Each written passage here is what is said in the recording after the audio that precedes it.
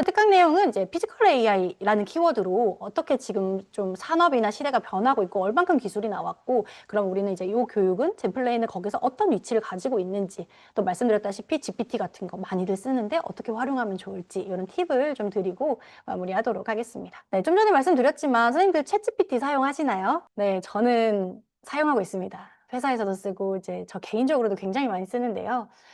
제가 학부모님들이랑 얘기를 나눠보면 아무래도 이제 아이만 케어하는 이제 부모님들 같은 경우, 어머님들 같은 경우에는 좀 안 쓰는 분들도 많이 있는 것 같아요.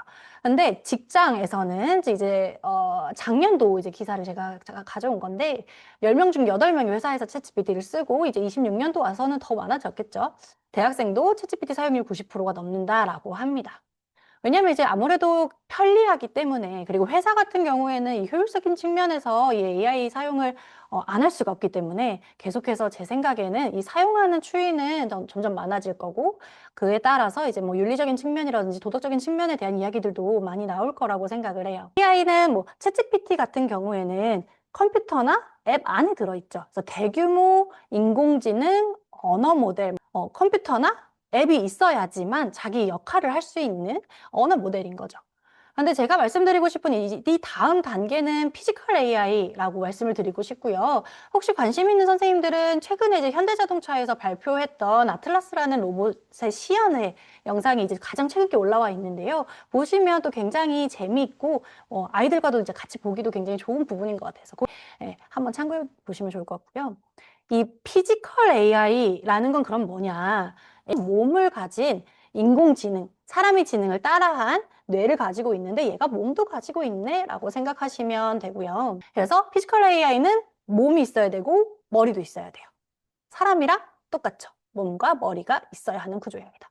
근데 몸이 왜 필요할까요? 저도 GPT한테 보면 좀 반복적인 일들을 좀 더 효율적으로 할 수 있는 일들을 시켜요. 몸이 있으면 내가 반복적으로 하는 일을 로봇한테 대신 시킬 수 있겠죠. 그중에 대표적인 건 사실 집안일입니다. 저희 선생님들도 다들 이제 집안일 많이 하실 텐데 너무 반복적이고 힘든 일이죠. 그래서 이걸 대신해줬으면 좋겠어요. 이 얘기가 굉장히 오래전부터 나왔는데요. 3개월 전이니까 작년 말이죠. 작년 말에 라고 하는 이 회사에서, 외국에 있는 회사에서 네오라고 하는 로봇을 이제 출시를 했어요. 출시를 했다는 건 소비자가 돈을 내고 이 서비스를 사용할 수 있게 만든 정도로 나왔다라는 건데요. 어떤 로봇인지 이걸 한번 보여드릴게요. If there are any chores that your Neo hasn't learned how to do autonomously, you can use Supervise the session and provide corrective intervention to help Neo complete any task.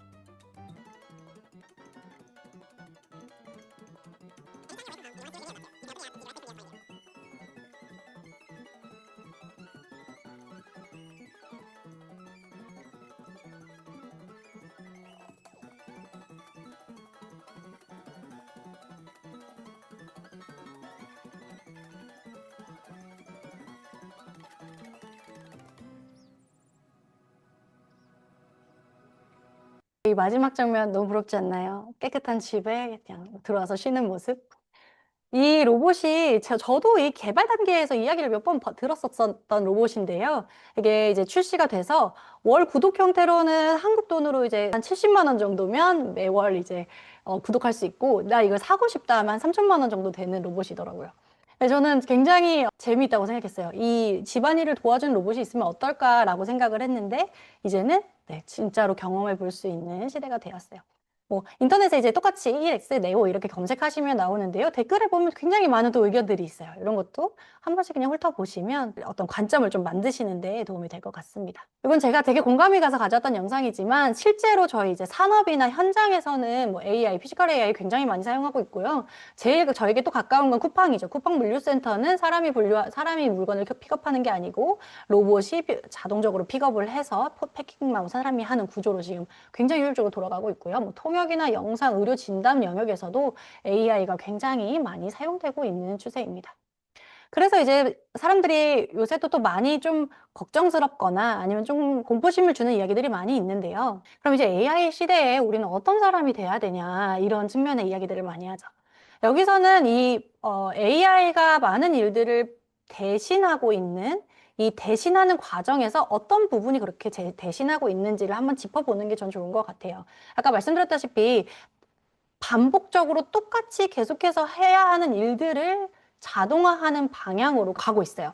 그렇기 때문에 반복적인 일들에 대해서는 우리가 규칙을 발견을 해서 그거를 일임할 수 있는 시대가 된 거죠. 그게 기술적으로도 따라왔고요. 그리고 이제 AI의 발전으로 내가 지식을 계속 모든 것을 습득하기 위해 많은 시간을 사용하는 것보다 AI가 나보다 더 많은 지식을 가지고 있고 간단한 서치로 찾을 수 있기 때문에 이제는 이 지식을 AI 수준으로 내가 습득하려고 노력하는 것보다는 이 지식을 활용하고 어떻게 적용할 수 있는지에 대한 역량이 중요하다라는 부분에 저는 좀 동의를 합니다. 그래서 이전까지 가장 많이 나오는 건 이제 암기 중심의 이제 교육들이 다 바뀌고 뭐 다른 이제 뭐 인사이트를 가져야 된다라는 건데 그 인사이트가 저는 이제 적용하는 부분이라고 생각을 하고요. 피지컬 AI가 아무리 신체를 가지고 있다고 해도 그럼 인간이 AI보다 뛰어난 피지컬 AI보다 뛰어난 부분은 무엇인가요? 라고 했을 때 딱 짚을 수 있는 건 저는 이 현실 감각이라는 표현이 정말 정확한 것 같아요. 사람은 현실에 존재하죠. 저희는 여기 있죠. 근데 저희가 하는 어떤 일들 하나하나는 저희의 경험이 됩니다. 저는 젠블레이에서 7년차 선생님을 하고 있어요. 예를 들어 생산부서에서 교구를 생산하거나 기능을 바꿀 때 저는 제가 지금까지 선생님들께 받았던 전화도 있고 만나서도 받고 내가 해보기도 했고 나랑 내가 수업하면서 받은 데이터도 있고 그 모든 경험을 통해서 내가 가치 있다고 생각하는 것, 내 가치는 선생님들이 수업을 하기 좋고 아이들이 작동을 잘해야 돼 라는 이 가치 측면에서의 적용점을 합니다. 이게 저는 로봇과 다르다고 생각해요. AI는 물론 내가 그렇게 설계를 하면 할 수 있겠지만 그 모든 영역에서 이런 경험을 통해 어디에 적용하고 싶어? 어떻게 하고 싶어? 라는 의견을 낼 수는 없어요. 그래서 앞으로는 선생님들께서도 보실 때 교육이 지식을 얼만큼 잘 습득해서 내가 얼만큼 대답을 잘하느냐라기보다는 현실에서 내가 경험을 했던 것을 가지고 어느 영역에 어떻게 적용할지를 생각해내는 것. 이게 하나의 포인트고요. 그걸 생각만 하고 적용하는 데서 끝나서는 사실 의미가 없을 수 있어요. 예를 들어 제가 이렇게 해서 개선이 됐으면 좋겠어요 라고 이제 생산부서에 전달을 했을 때 생산부서에서 제가 제안한 내용을 적용하고 그럼 그 결과물을 내가 다시 확인해 보는 거죠. 그래서 실험을 해보고 실험을 했는데 잘못됐을 수 있어요. 그럼 그 내용에 대해서 다시 어떻게 재적용할 수 있는가 라는 이 사고의 루프를 계속해서 형성하면서 발전해 나가는 부분이 굉장히 중요하다고 생각합니다. 그래서 저는 이제 이 선생님들께서도 이 현실 감각을 기반으로 이제 발전하는 것이 이것을 어떻게 시스템으로 발전시켜 가는지를 생각하시면 좋을 것 같다고 생각을 하고요.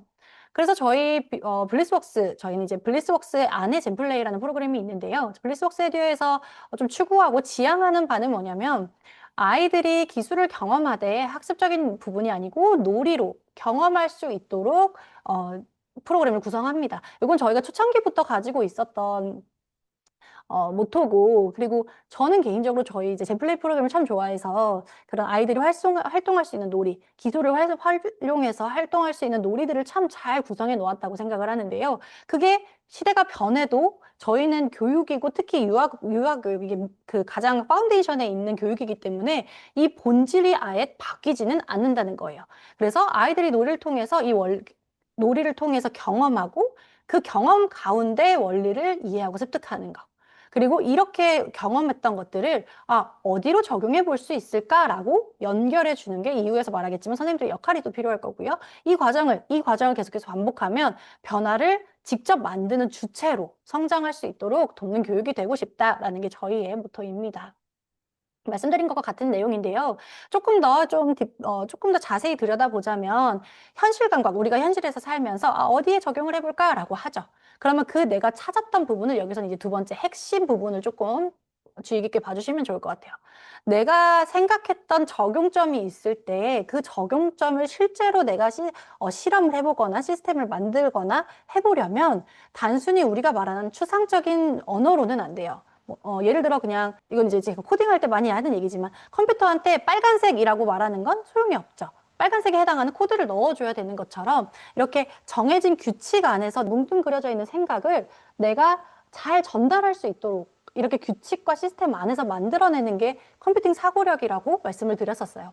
그래서 이 현실 안에서 아이들이 내 생각을 더 잘 전달할 수 있도록 계속해서 이 표면은 놀이지만 그 전달하는 연습을 할 수 있도록 돕는 것이 수업이다라고 보시면 되고요. 여기서 한 가지 단어를 기억해 주셨으면 좋겠어요. 디버깅이라고 하는데 코딩 용어예요. 이제 코드를 짜서 실행을 했는데 틀렸어. 그러면 다시 올라가서 어디서 틀렸는지 확인해보고 고치자라는 건데요. 쉽게 말하면 해보고 고치기라고 적어드렸는데 이 디버깅하는 과정이 저는 전체 교육에서 정말 중요한 영역이라고 생각해요. 이게 저희가 이제 레벨 3의 하반기에 가면 코딩을 할 때 이제 노트를 작성을 해서 내가 작성한 알고리즘대로 코딩하고 내가 코딩한 대로 카니가 가는지 확인하는 활동들이 있거든요.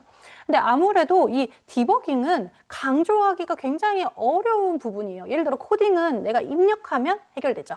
근데 그 입력이라는 그 행위가 명확하기 때문에 교육에서 강조를 할 수 있지만 디버깅은 잘못했으면 고쳐보세요라는 건 모든 교과에서 하는 얘기고 모든 교육에서 하는 말이기 때문에 굉장히 강조하기가 어렵고 그렇지만 굉장히 근간이 되는 부분이라고 생각을 합니다. 그래서 선생님들께서 이제 아이들이 수업을 할 때 틀렸어요, 안 돼요가 가장 많이 나오잖아요. 그래서 틀렸어요, 안 돼요, 그걸 다시 해볼 수 있도록 돕는 역할이 정말 중요하고 특히 이 유아교육단에서 아이들의 좀 미성숙함으로 인해 발생하는 실수와 실패들을 아이들이 자신감으로 끌어올릴 수 있게 나에게 의미 있는 경험으로 만들어가는 건 저는 선생님들의 역할이라고 생각을 하거든요. 그래서 실제로 선생님들께서는 그러니까 잘하는 교사가 되고 싶어 라고 하셨을 때 어떤 부분을 발전시켜야 될지에 대한 그 시작이 되는 부분인데요.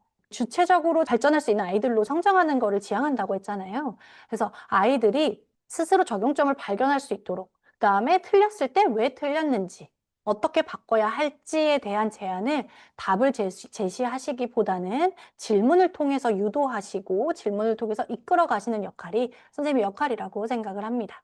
그래서 이제 말씀드린 거는 저희가 이제 교사님 지도서나 많은 교육 자료에도 적어드리긴 하지만 아이들이 그런 저격점을 좀 찾아보고 발견할 수 있도록 질문을 던져주시고 좀 열린 형태의 그런 답변을 이제 수용해 주시고 적용점을 이제 바탕으로 그럼 이걸 어떻게 적용하면 좋을까 이런 포인트를 잡아주시면 좋을 것 같고요. 젠플레이 같은 경우는 이제 또 얘기해 드렸던 것처럼 이제 젠플레이는 많은 뭐 코딩 수업이나 뭐 블럭 수업이나 여러 가지 수업이 있지만 젠플레이의 강점은 뭐냐면 이미 완성된 기술을 바탕으로 아이들이 놀이를 할 수 있다는 거예요. 그러니까 블럭으로 뭘 만드는 게 아니고요. 이미 완성된 자동차, 3D 펜, 드론의 기술을 내가 경험해 볼 수 있다라는 게 이제 장점이기 때문에요.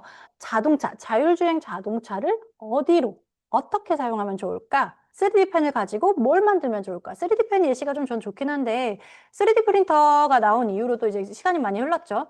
처음에는 3D 프린터가 이제 뭐 플라스틱 목업 같은 거, 아이들 장난감 같은 것들을 만드는 용도로 사용이 많이 됐었어요. 그래서 플라스틱을 사출해서 이제 3D 프린터가 윙윙 움직이면서 이제 뭐 피규어 같은 걸 짠 하고 만들어내는 거죠. 네. 3D 프린터가 어떻게 넘어갔냐면, 이렇게 하면 집 짓는데 되게 큰 도움이 되겠다라고 해서 집을 짓는데 3D 프린터가 들어가기 시작했고요. 그 다음에는 바이오 영역으로 들어가기 시작했어요. 사람이 귀가 이제 날 때부터 귀가 없었던 여자가 있었어요. 그래서 이 여자는 다른 사람들처럼 이제 귀의 형태라도 갖고 싶었어요. 그래서 3D 프린터로 이 사람의 인체 조직을 따서 그 재료를 플라스틱 대신이죠. 신체 조직을 만든 다음에 그걸로 이 사람의 반대쪽 귀를 가지고 모델링을 해서 귀를 만들어서 이식했어요. 내 피부이기 때문에 거부 반응이 현저히 적겠죠. 그래서 귀를 이식하는 데 성공한 케이스들이 나왔어요. 3D 프린터의 개념에서 점점 발전해 나가는 거죠. 이런 부분에서의 난 여기에도 적용해보고 싶어, 저기에도 적용해보고 싶어, 이런 적용점을 찾아볼 수 있도록 그냥 아이들에게 질문을 선생님들께서 해주시면 좋을 것 같아요. 그래서 이런 적용점을 찾는 부분이 가장 중요한 어떤 젠플레이 부분이고요. 이런 여러 가지 놀이들을 하면서 저희가 기반에 깔아놓은 컴퓨팅 사고력, 그런 컴퓨팅 사고력을 기를 수 있도록 돕는 수업이다라고 생각을 해주시면 좋을 것 같습니다. 그래서 이제 피지컬 AI라고 이야기를 했는데, 근데 젠플레이는 AI는 아니지요? 라고 이제 생각을 하실 것 같아요. 네, 맞아요. 젠플레이는 AI라고 하기에는 좀 전 단계죠. 그래서 저는 피지컬 에이전트라는 단어를 선생님들께서 좀 참고해 놓으시면, 예를 들어 뭐 선생님이나 학부모님이나 뭐 저희가 뭐 예를 들어 OT를 했는데 학부모님 와서 물어보실 수 있죠. 아니면 원장님 와서 물어보실 수 있죠. AI 시대라는데 이거 AI인가? 뭐 이렇게 물어보실 수 있잖아요. 그럼 이제 그런 측면에서 대답하실 때 이제 기억해 두시면 도움이 될 것 같아요. 이 에이전트라는 단어는 어떤 행위의 주체를 말하는 그냥 영어 단어예요. 에이전트, 뭐, 사실 저희가 뭐 영화 볼 때 뭐 요원들 에이전트 뭐 이렇게 얘기하기도 하죠. 그래서 행위 주체라고 보시면 되고요. AI는 이제 스스로 판단하고 움직이는 거잖아요. 예를 들어, 걸어 라고 하면 그 걸어라는 말 안에는 오른쪽 다리를 앞쪽 방향으로 45도 움직이고 그 다음에 왼쪽 다리를 45도 움직이고 이거를 반복해 이런 식의 명령이 포함되어 있을 거예요. 사실 쪼개고 들어가면 이 로봇이 가지고 있는 각 관절이나 또 수행하는 여러 가지 그 기관들이나 부분들에 대해서 명령을 세부적으로 내려주는 거거든요. 유아교육단에서는 저는 이건 좀 훨씬 복잡한 부분이라고 좀 생각을 하는데요. 젠플레이는 세 가지의 에이전트를 가지고 내가 명령한 대로 수행하는지를 볼 수 있는 수업입니다. 피지컬 AI는 내가 설계해 놓은 시스템대로 스스로 움직이는 로봇입니다. 그런데 여기에는 내가 명령한, 내가 시스템화한 내용들이 들어가 있는데요. 그 각각의 세부적인 그 명령들을 직접 해볼 수 있도록 여러 가지 형태의 교구를 가지고 아이들이 활동을 하는 수업입니다. 이렇게 생각을 해주시면 좋을 것 같아요. 그래서 카니로는 자동차가 이동을 할 때 어떻게 명령을 내려야 내가 원하는 목적지에 도착하는가라는 부분을, 그다음에 페니는 만들기의 영역에서, 드론은 비행을 하는 이제 제어하는 부분에서 요 제가 말씀드렸던 내가 원하는 대로 에이전트가 수행하도록 하는가를 확인하는 거고요. 카니는 이제 도착을 해야 되죠. 그럼 길이 있고 장애물이 있고 내 목적이 있어요. 예를 들어 보라색 카니가 선을 따라가다가 노란색 스티커를 만나면 우회전을 하죠. 이 규칙을 가지고 내가 엠마의 집으로 카니가 갈 수 있도록 명령을 내리려면 어떻게 해야 할까요? 이 과정을 통해서 아이들이 명령을 내리는 연습을 한다고 보시면 돼요. 페니는 도안을 따라서 순서대로 반복적인 패턴을 따라서 만든 후에 합치면 어떤 결과물이 될까요? 근데 이제 이런 경우 있죠. 선생님, 저는 이거 더 예쁘게 꾸밀 거예요. 이런 의견 내는 예쁜 아이들이 있어요. 그러면 아이들이 만들어보고 그걸 붙여보고 보통 망했어요 라는 얘기도 많이 나오죠. 그럼 왜 망했을까? 그럼 다음 시간에는 요거 이렇게도 적용해보자 라고 할 수 있는, 내가 원하는 결과물을 내기 위해서 내가 어떻게 해야 하는지를 연습하는 영역이다 라는 거고요. 로니는 이제 내가 원하는 곳에 착륙하도록 하기 위해서 내가 제한된 공간, 그리고 거리, 그리고 안전을 생각하면서 어떤 속도와 방향과 높이로 조정을 해야 하는가를 연습할 수 있도록 저희가 이제 커리큘럼에 하나하나, 버튼을 하나하나 아이들이 연습해 볼 수 있도록 구조를 만들어 놓았죠. 이렇게 세 가지 에이전트를 가지고 아이들이 여러 가지 카테고리에서 명령을 내리는 수업을 해볼 수 있는 수업입니다. 그래서 미래기술을 경험하고 미래기술 경험하면서 컴퓨팅 사고력을 키우는 수업입니다. 라고 수업에 대한 좀 정체성을 가지고 계시면 좋을 것 같아요. 저는 이 포스터 저희 이제 현수막 디자인인데 참 좋아해요. 한 5년, 10년, 앞으로의 5년, 10년은 정말 많은 것들이 바뀔 것 같은데요. 그 안에서 아이들이 자기가 주체적으로 정말 가치 있는 것들을 의미 있게 만들어가는 아이들이 됐으면 좋겠다는 생각을 많이 합니다. 그래서 요거는 제가 AI로 만든 이미지예요. 아이들이 상상하는 것들을 깊이 생각하고 그걸 잘 전달해서 구현하는 그런 시대가 올 거고, 그 시대에 정말 인재로 성장하는 아이들이 되었으면 좋겠습니다. 그래서 이제 이 변화하는 시대에서 GPT라고 이제 대표되죠. 여러 가지 뭐 제미나이도 있고 뭐 클로드도 있고 많이 있는데, 그냥 저는 GPT가 가장 좀 친숙해서 GPT로 이제 골랐어요. 그래서 GPT를 어떻게 활용하면 좋을까, 좀 주의해야 되지 않나 이런 생각을 하신 선생님들께 좀 제안을 해드리고 싶어서 짧게 준비를 했고요. 이제 뭐 유튜브도 그렇고 뭐 GPT 어떻게 써야 돼요? 라고 했을 때 많은 프롬프트들을 줘요. 뭐 이렇게 써. 그다음에 프로젝트를 이렇게 생성해. 프로젝트에 이걸 복사 붙여넣기 해놓은 다음에 거기서 네가 치면 네가 원하는 게 다 나와. 이런 식으로 이제 많이 나오는데 활용하셔도 좋아요. 활용하셔도 좋은데 저는 그래도 선생님들이시기 때문에 요런 GPT, 특히 AI 대규모 언어 모델 사용하실 때 그 관점을 좀 제안을 해드리고 싶어서 어떻게 보면 좀 추상적이지만 좀 포괄적으로 선생님들이 가치 판단적인 영역을 좀 넣어서 준비를 해보았습니다. 이 KBS에서 만든 다큐에서 제안했던 내용이에요. 이제 AI가 직업을 계속해서 대체하는데 인간과 AI의 관계가 그럼 무엇이냐라고 얘기를 했을 때, 인간의 사람의 능력을 좀 증폭시켜주는 역할을 하는 것이 AI다 이런 이야기를 했어요. 저는 거기서 굉장히 좀 큰 시사점을 얻었는데, 제일 중요한 건 저는 선생님들이라고 생각을 합니다. 제가 많은 선생님들을 만나 뵙고 이야기를 나눠보면 정말 선생님들의 성향에 따라 장점이 정말 다르세요. 그러니까 정말 따뜻하게 아이들을 잘 격려해주면서 수업을 잘 운영하시는 선생님들도 계시고, 정말 어떤 뭐 위트로 아이들을 즐겁게 또 끌어가시는 선생님들도 계신가 하면 정말 체계적인 수업으로 끌고 가는 선생님들도 계시거든요. 저는 그 모든 수업 방식을 획일화하는 거는 좋지 않다고 생각을 합니다. 선생님께서 가지고 계신 그 장점을 정말 잘 살려가면서 수업을 해야 선생님도 정말 보람을 느끼고 즐거우실 거거든요. 그래서 그런 선생님의 가지고 계신 특징과 장점을 잘 활용할 수 있도록 돕는 도구로 AI를 쓴다라는 이 포지션을 좀 명확히 기억해 주시면 좋겠어요. GPT가 잘하는 게 있어요. GPT는 주어진 데이터에 대해서 분석하고 관련된 걸 찾아서 정리해 주는 걸 참 잘하는 친구예요. 그래서 선생님께서 하시는 여러 가지 일들 중에서 난 이런 것들을 조금 한눈에 보고 싶어. 좀 추이가 어떻게 되지? 이런 영역에서의 GPT에게 도움을 받으시면 좀 더 빠른 시간 안에 도움을 받으실 수 있거든요. 그래서 선생님께서 이제 수업을 실제로 하신다고 보면 이런 영역이에요. 제가 이 젠플레이 자동 시간표 생성기는 저는 개발을 배운 적이 한 번도 없었는데 GPT의 도움을 받아서 제가 간단히 개발을 해본 프론트엔드 앱이에요. 제가 원했던 건, 좀 시간표를 쉽게 짰으면 좋겠어. 라는 포인트였고, 근데 그 시간표를 짤 때 이런 것들이 필요해. 라는 건 제가 가지고 있었던 경험에서 나오는 지식들이죠. 그래서 그걸 전달해서 GPT는 어떻게 코드를 짜야 되는지를 알려주는 도움을 받아서 제가 앱을 만들었어요. 그러니까 이런 경험들을 선생님들께서 많이 하시면 좋겠다는 의미예요. 선생님께서 교실에서 보면 선생님들이 현실에 선생님들이 있기 때문에 아이들을 대할 때 그냥 즉각적으로 느껴지는 부분들이 있잖아요. 이 친구는 자기 조절이 좀 어렵구나.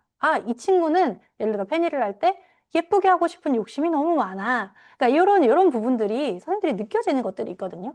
그런 경험에서 나오는 생각들을 잘 정리해 놓으시면 그게 선생님 스스로에게 되게 자산이 되실 거예요. 그래서 아이들에 대한 데이터에서 좀 사용을 하시면 좋겠다라는 저는 생각을 했고요. 아이들을 봤을 때 평가가 되지 않더라도 선생님이 어려운 일을 느끼셨을 때 그걸 그냥 이제 간단히 적어 놓으시는 것도 저는 좋다고 생각을 해요. 그래서 이 아이는 뭐 칸이를 출발하는데 출발이 안 돼서 너무 화가 나서 화를 표출했어. 이런 내용들을 그냥 간단히 적는 뭐 이제 유치원 선생님 해보신 분들은 이제 아시겠지만 일지처럼 이제 간단히 적어 주시는 거죠. GPT는 접근성이 좋으니까요. 그래서 내가 한 번에 좋은 데이터를 만들겠어라는 것보다는 내가 계속해서 좀 남길 수 있는 루틴으로 만들어서 데이터를 만드시는 게 저는 좀 중요하다고 생각합니다. 근데 여기서 중요한 건 뭐냐면 뒤에서 얘기하겠지만 개인정보, 그다음에 원명, 아이들 이름, 아이들 얼굴 나온 사진들은 GPT는 쓰지 않으시는 것이 중요합니다. 그래서 이제 예를 들어 GPT를 이제 유료 버전으로 사용하시면 방을 만들 수가 있어요. 그냥 채팅을 막 쌓을 수도 있지만 내가 방을 만들어서 나는 이 방에서는 이런 얘기만 하고 싶어. 그러니까 이 방에서 내가 이런 질문을 했을 땐 이렇게 답해줘. 라고 지침이라는 걸 설정하실 수 있거든요. 그러면 그 방에서는 내가 설정한 지침대로만 GPT가 대답을 해줄 거예요. 그래서 이 프로젝트에 예를 들면 뭐 하늘 유치원 구름반에 뭐 일지 이렇게 해가지고 만들어 놓으시면 되죠. 거기에 특징이 되는 아이들. A가 오늘은 뭘 했다, 오늘은 뭘 했다. 이런 식으로 데이터를 수업을 하시면서 제 생각에 한 달에서 두 달 정도 이렇게 그냥 간단히 메모만 남겨 놓으시면 그 데이터를 가지고 내가 지금까지 작성했던 내용을 가지고 A에 대해서 내가 어떻게 적용하면 좋을지 알려줘.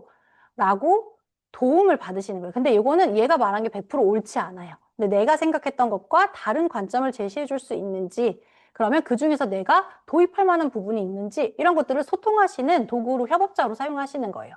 그래서 뭐 이제 만약에 그냥 그날 확인하고 싶다고 하시면 오늘 수업 중 뭐 ABC를 관찰했어. 내가 이 아이한테 어떻게 개입하면 좋을지 좀 뽑아줘. 라는 식으로 사용을 좀 해보시라는 거예요. 그래서 이제 잘하시는 분들은 뭐 그대로 사용하시면 되고, 만약에 난 사용해 본 적이 없고 좀 무서워 이렇게 생각을 하시는 분들은 이런 정도의 기준에서 한번 사용해 보시면서 나라는 교육자 입장에서 AI는 이렇다라는 체감을 좀 경험해 보시는 것이 유익할 것 같습니다.